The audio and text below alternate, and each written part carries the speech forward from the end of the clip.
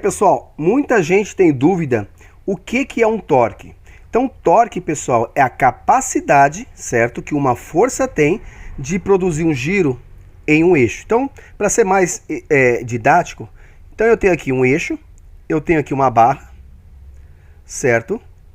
E aqui eu vou aplicar uma força nesse ponto, certo?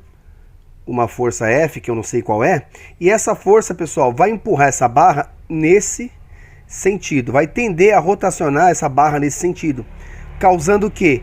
Uma rotação aqui, ó, nesse ponto. Então, torque é a capacidade que essa força tem de produzir um giro aqui nesse eixo.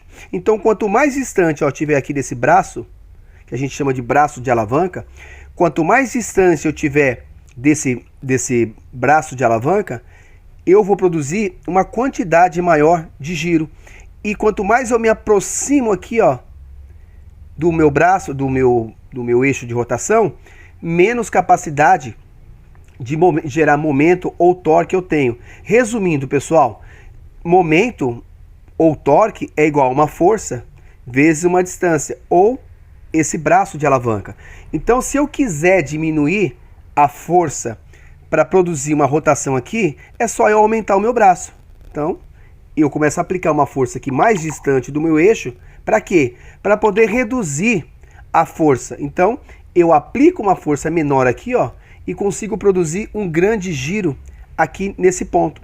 Por isso, pessoal, que esse giro aqui, ó, ele é tão difícil de ser resistido. Por exemplo, se eu tenho um parafuso aqui, uma porca e uma roda, e isso aqui é uma chave, certo? Se eu quiser fazer menos força, o que eu tenho que fazer? Aplicar uma força aqui, ó, pôr a minha mão aqui e tentar rotacionar esse braço. Ou seja, quanto mais distante eu tiver do ponto de giro aqui da minha peça, menos força vai ter que fazer, certo? Por isso que as pessoas colocam aquele alongador na barra ali para tirar o parafuso, certo? E é importante dizer, pessoal, que momento ele tem que ter uma distância. Ele sempre tem que estar aqui, ó, perpendicular, 90 graus, com o meu eixo de rotação, para que eu produza o maior torque. Não é que se eu tiver aqui com esse ângulo, eu não vou conseguir produzir momento. Vou conseguir produzir momento, só que a maior intensidade de momento que eu consigo produzir é quando eu empurro isso aqui, ó, a 90 graus do meu eixo de rotação. Então é importante dizer, momento é igual a uma força vezes uma distância. Se eu quero diminuir a força, eu aumento a distância. Tranquilo?